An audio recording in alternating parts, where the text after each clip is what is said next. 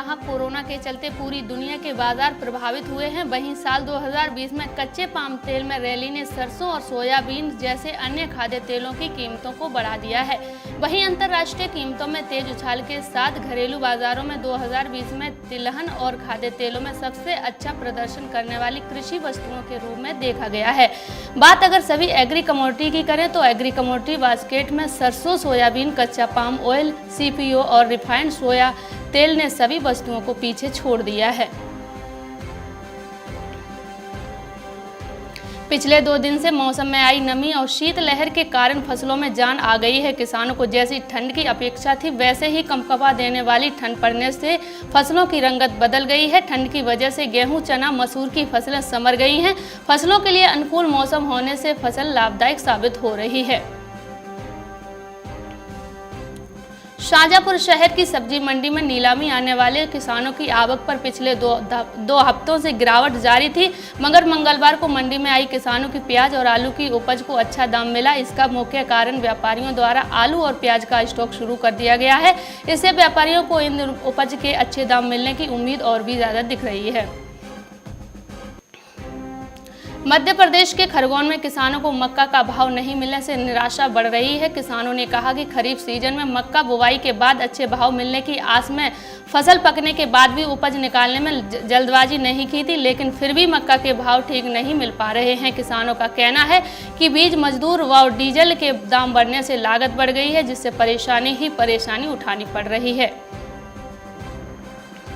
शीतलहर से आमजन के साथ ही हलदर भी कंपकपाया हुआ है। सर्द रात में कड़ाके की ठंड और नाश्तर की चुभती हवाओं को मौसम इन दिनों रबी फसल के लिए नाजुक बन गया है। तापमान में गिरावट और पारा लुढ़कने के साथ ही कहर बरपा रही ठंड हवाओं से फल सब्जी के साथ ही मिर्च, टमाटर में 4 से 60% तक पाले से नुकसान होने का दावा किया गया है। पहाड़ों पर बर्फबारी होने से तराई में आलू, मटर और सब्जियां उगाने वाले किसानों को नुकसान हुआ है। इन फसलों में झुलसा रोग भी पनपने लगा है। साथ ही के अंतिम सप्ताह में मौसम का मिजाज अचानक बिगड़ने से तराई में पाला गिरने लगा है। सुबह के समय खेतों में पाले की सफेद चादर सी बिछ जाती है। कोहरे के बीच गिर रहे पाले से आलू और मटर की फसल 20% बर्बाद हो चुकी है।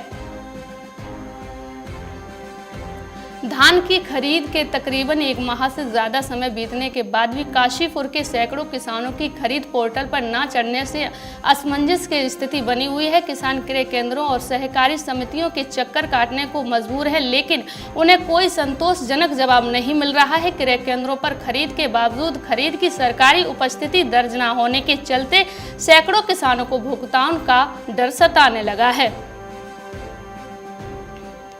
केंद्र की नरेंद्र मोदी सरकार द्वारा 1 जनवरी 2021 से प्रभावी प्याज के निर्यात पर लगी रोक को हटाने के बाद नासिक के लासलगांव थोक मंडी में प्याज की कीमतों में 2 दिनों में 28% बढ़कर 2500 रुपये प्रति क्विंटल हो गई हैं। बता दें कि सरकार ने सोमवार को प्याज की घटती कीमतों के कारण इसके सभी किस्मों पर 1 जनवरी 2021 से निर्यात प्रतिबंध हटा दिया था। उत्तर प्रदेश के बिजनौर में खरीफ की फसल की तरह रबी की फसल में यूरिया की किल्लत न होने देने के लिए कृषि विभाग ने यूरिया की पूर्ति करनी शुरू कर दी है। गेहूं की फसल के लिए किसानों को यूरिया उपलब्ध कराने में कोई कमी नहीं आनी दी जाएगी। आपको बता दें कि इस बार रबी की फसल के लिए अत्यधिक 32,221 मीट्रिक टन खाद की जरूरत है। कृषि विभाग ने 22,242 क्विंटल यूरिया की व्यवस्था नवंबर में ही कर ली थी। इसके बाद भी खाद मंगवाया जा रहा है। यूरिया का बफर स्टॉक भी बना लिया गया है। तापमान में लगातार उतार चढ़ाव के कारण रबी फसल पर बुरा प्रभाव पड़ रहा है। खास तौर से चना, मसूर की फसल में शुरुआत से उगरा रोग लग गया है। पौधे जड़ से सूख रहे हैं। इससे किसानों के सामने संकट खड़ा हो गया है। कई तरह की दवाओं का छिड़काव करने के बाद भी उगरा रोग पर नियंत्रण नहीं पाया जा सका है। शुरुआत में ही फसल में करीब 20% नुकसान हो गया था।